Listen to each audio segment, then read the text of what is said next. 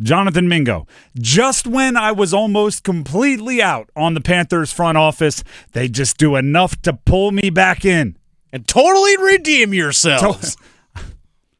I'm not going to call Dan Morgan Dumb and Dumber just because he's a scary individual. Jonathan Mingo, was traded to the Cowboys today. Trade deadline's coming up here in about 45 minutes. I don't expect any more from the Panthers, but we'll keep you updated if anything happens. Jonathan Mingo traded to the Cowboys in addition to a 7th-round pick. The Panthers receive a 4th-round pick from the Cowboys. This is good business. First of all, if you look at kind of the most widely approved or the consensus trade value chart, moving up from that 7th to that 4th-round pick is about the equivalent of a 5th. That's so they say, like, if you were doing just picks, it would take the 7th and a 5th to move up to the 4th. So you just traded Jonathan Mingo for a 5th-round pick. That's a good day. Mingo, obviously not part of your plans.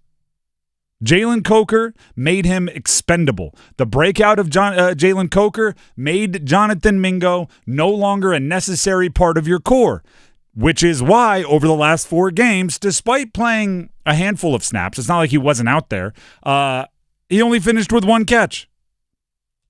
And oh, by the way, he's now played, 24 games with the Panthers? He has a grand total of 0 touchdowns.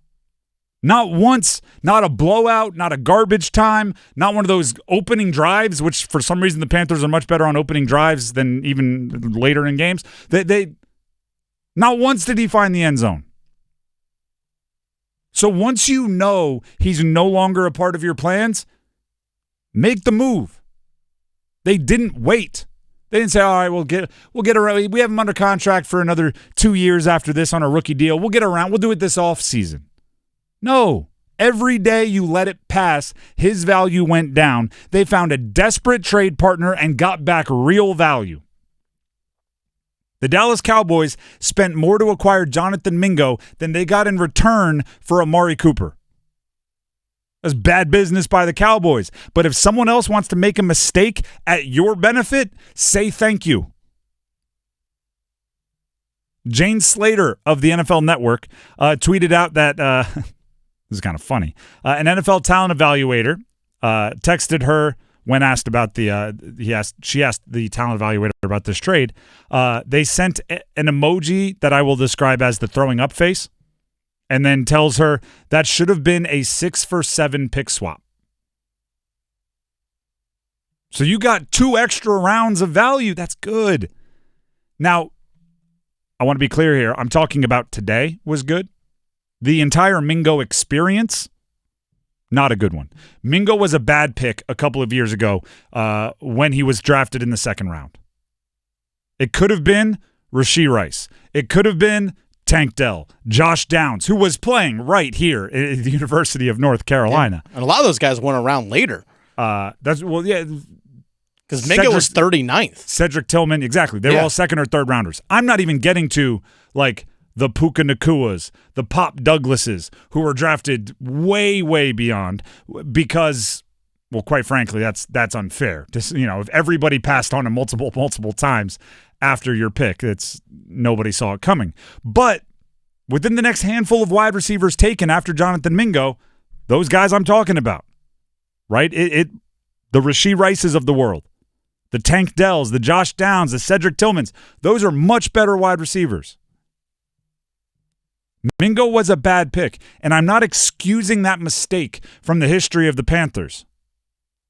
Although, if you wanted some context, I believe 1st and 2nd round picks are really GM picks.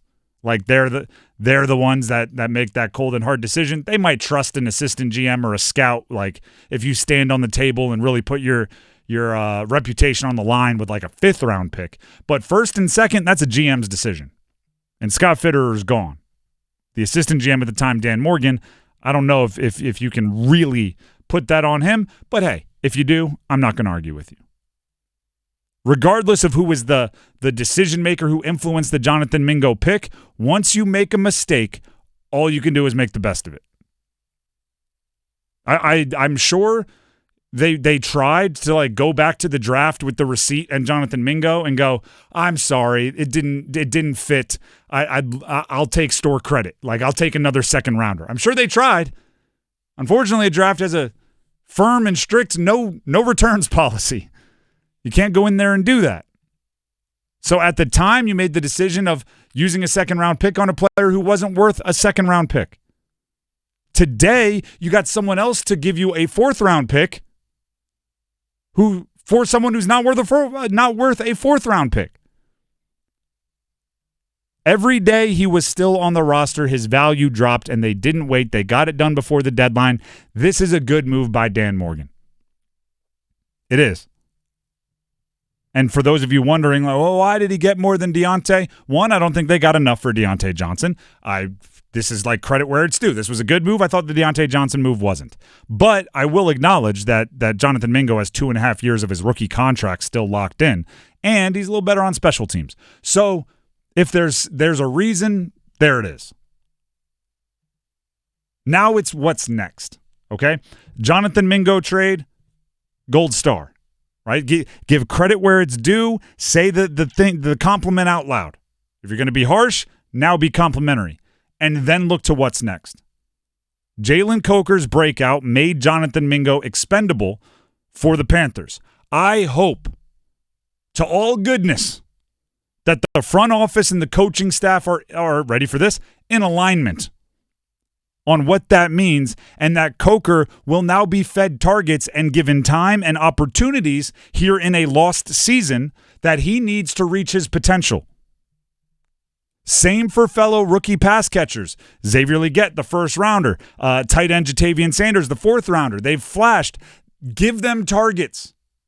They're the reason why you are willing to move on from former second-round picks, because these guys are now the future. Give them the time and space they need, the opportunities, the targets. The leash, by the way, if they drop a pass or if Xavier Legette catches a pass and then hands it off to the defensive back, no doghouse for these guys. Not this year. What I say no doghouse is, some coaches, if you make a mistake, you're not playing the rest of the game, or now you got to wait a month. No doghouses for these guys as long as they have the right attitude and you can tell that they care and you can tell that they're working hard and they're trying to fix the mistakes. You put them out there, you let them learn on the job.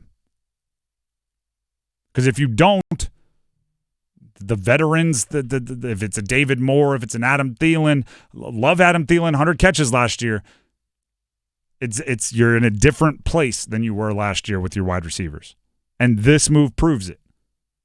And if you don't give Jalen Coker the time and space and opportunities and targets he needs to reach the top of his potential, then you wasted the thing that has happened thus far this season. And I'm going to refrain from throwing all of the comparisons, the comps I've seen to Jalen Coker out there, because they're not fair to Jalen Coker. Okay. Certain analysts and the quote-unquote film watchers have put some names attached to Jalen Coker that I don't think are fair. Such as? I saw Nico Collins. Okay. Nico Collins is a monster athletically, and I'm not sure 4.57 Jalen Coker is there, but when you do talk comps, size, some of the contested catch ability, you hope that the ceiling would be Nico Collins. My point is, he needs time. He's a sapling right now.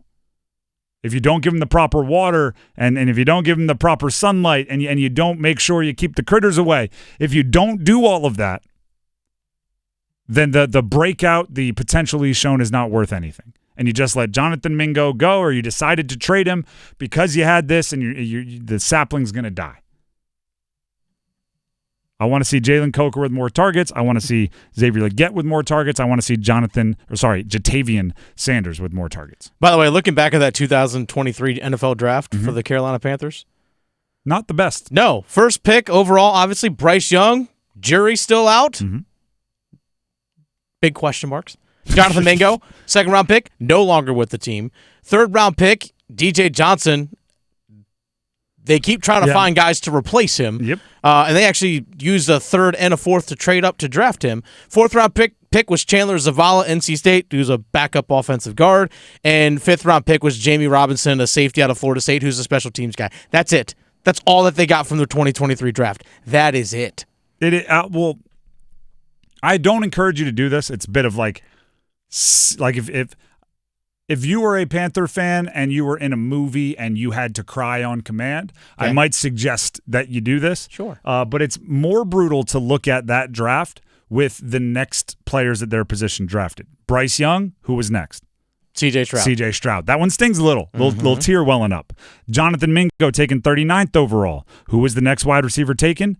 Jaden Reed, who's been balling out for the Packers. Yeah. Who was the next wide receiver after that? Rashee Rice, who, when healthy and not in off-the-field problems, has been balling out for the Kansas City Chiefs. Tank Dell was next up for the wide receivers. Marvin Mims was mixed in there, but we don't talk about it. DJ Johnson as an outside linebacker taken in the 3rd. Some of the guys taken right after that, 4 picks later, Devon Achane from the Miami Dolphins, who's absolute monster. There's a lot of very good players that they could have had if you could go back and do it again. That's not necessarily fair. Everybody has those shoulda, woulda, couldas. Oh, yeah. But if you ever want to just, But you just look at that draft as a whole. It's sad. You got hardly anything. Pretty brutal. But now you got a 4th-round pick to maybe make up for it. Hey, let's go. If that 4th-round pick ends up being a stud, Jadeveon Sanders was a 4th-round pick. That he was. If you end up doing that, small amounts of it will be forgotten. Not all of it, but small amounts.